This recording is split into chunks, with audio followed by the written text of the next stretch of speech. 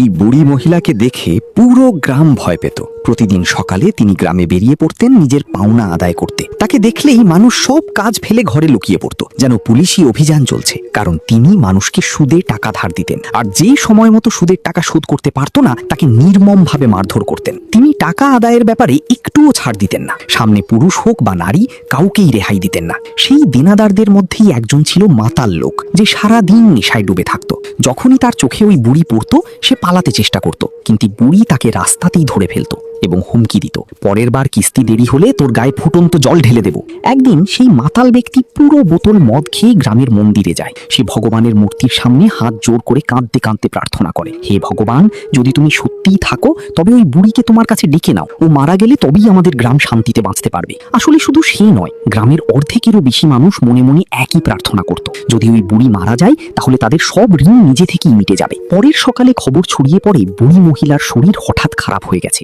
এটা শুনে গ্রামের লোকেরা মনে মনে খুশি হয়ে ওঠে। ভাবতে থাকে যদি তিনি মারা যান তবে তাদের সব ঋণ মাফ হয়ে যাবে আর তারা নিশ্চিন্তে জীবন কাটাতে পারবে। কিন্তু ঠিক তখনই গ্রামেরই এক ব্যক্তি শহরে গিয়ে একজন ডাক্তার নিয়ে আসে। এটা দেখে গ্রামের সবাই তার উপর ক্ষুব্ধ হয়ে ওঠে।